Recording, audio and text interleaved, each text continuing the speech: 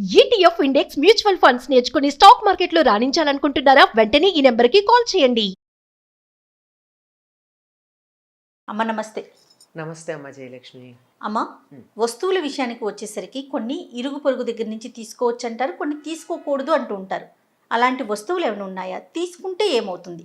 అసలు కొంతమందికి అపరిగ్రహము అని ఒక నియమం ఉంటుంది. ఎవరేమి ఇచ్చినా తీసుకోరు, ఉదారంగా ఊరికే తీసుకోరు.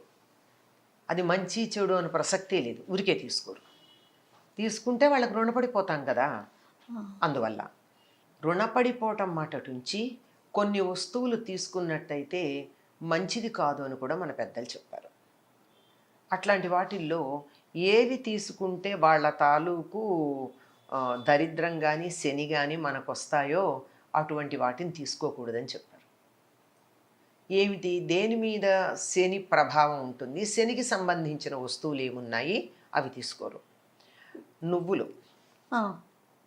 నువ్వులతో చేసింది కానీ మరొకటి కానీ నూనె, సాధారణంగా నువ్వుల నూనెకే వర్తించాలి ఇది, కానీ అన్ని నూనెలకు కూడా వర్తింపచేస్తారు. నూనె, నెయ్యి, తరువాత ఉప్పు, బెల్లం,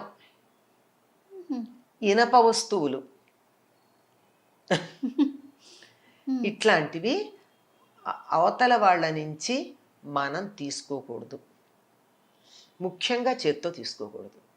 ఓహో, ఎందుకు చేత్తో తీసుకోకూడదు అంటే నాకు ఒక సమన్వయం కనిపించింది.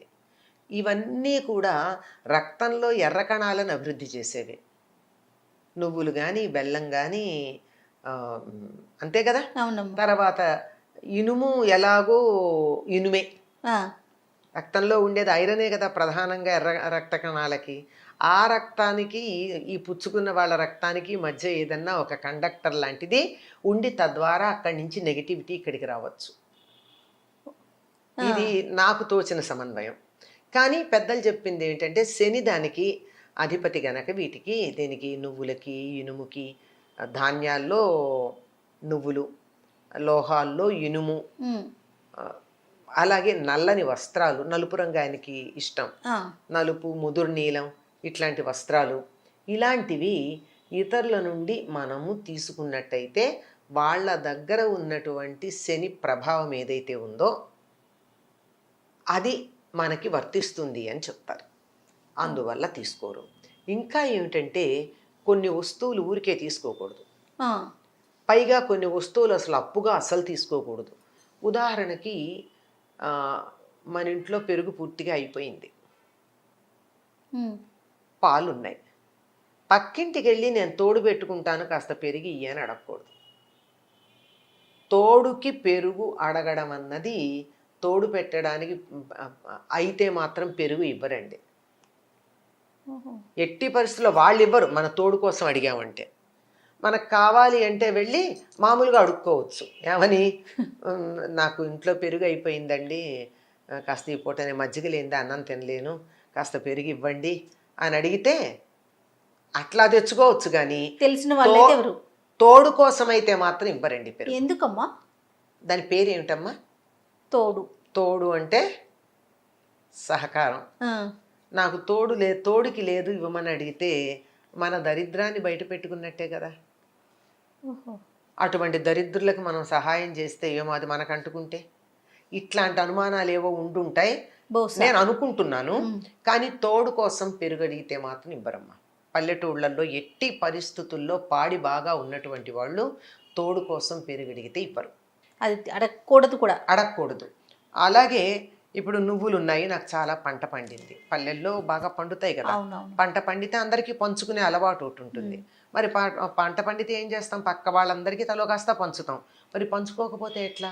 కానీ నువ్వులు ఇవ్వకూడదు కదా, కొనుక్కోవచ్చు.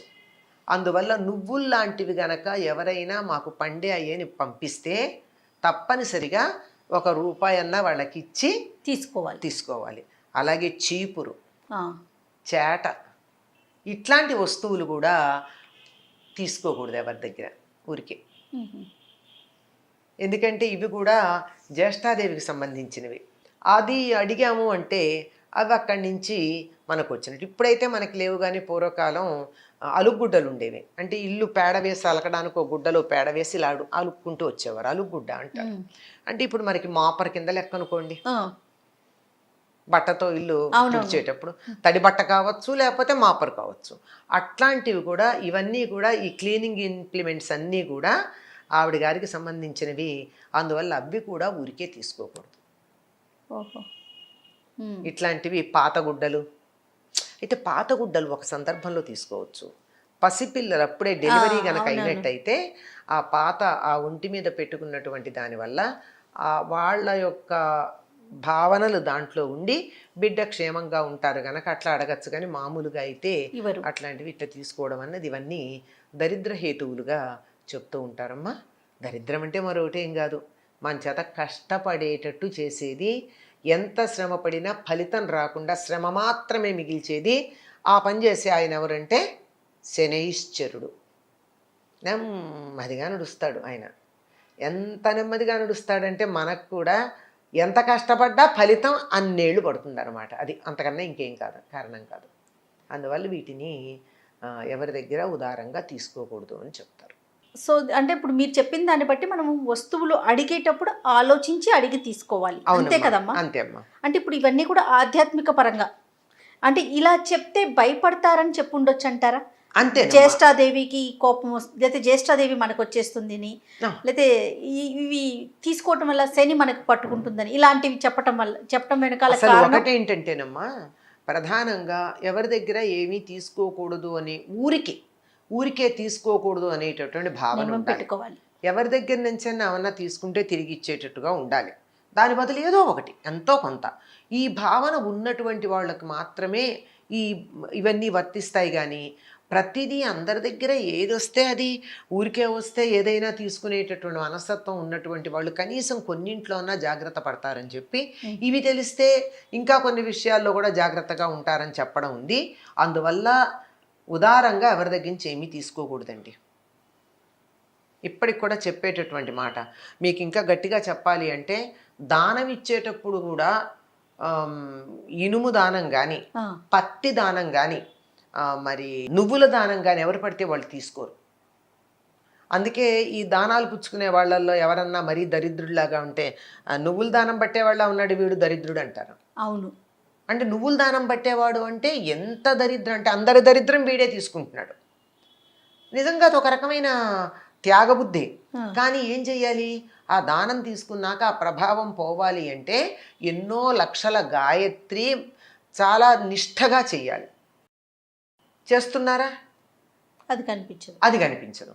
అందువల్ల ఇవి దానం తీసుకోవడం, ఊరికే తీసుకోవడం, అప్పు తీసుకోవడం కూడా చాలా జాగ్రత్తగా ఆలోచించాల్సినటువంటి విషయాలు. పత్తి కూడా తీసుకోకూడదమ్మా ఒకళ్ళ దగ్గర నుంచి. పత్తి కూడా తీసుకోరు. పత్తి ఇస్తే కూడా ₹1 అంటే మినిమం, ఎంతో కొంత, ఎక్కువ 100 ఇవ్వచ్చు, 1000 ఇవ్వచ్చు, కాదను. పత్తి కూడా తీసుకోరు. చిత్రం ఏమిటంటే ఆ పత్తితో తయారైనటువంటి వస్త్రాలు తీసుకుంటాం. వస్త్రం మళ్ళీ దానికి చాలా పవిత్రత ఉంది వస్త్రం తయారయ్యేటప్పటికి. అందువల్ల దానికి అభ్యంతరం ఉండదు. కానీ ఒత్తులు చేసుకోవడానికి కావాల్సిన పత్తి కూడా ఎట్టి పరిస్థితుల్లో తీసుకోరమ్మా. అగ్గిపెట్టి ఒకటి తీసుకోరు. ఇట్లా ఉన్నాయి కొన్ని. అవునవును. ఇవన్నీ కూడా అగ్గిపెట్టి ఎందుకంటే నిప్పు రాజేసేది, అంచేత తీసుకుంటే తగాదా వస్తుంది అని సున్నం ఇట్లాంటివన్నీ తీసుకోకూడదని చెప్తారు. అలాగేనమ్మా. నమస్తే.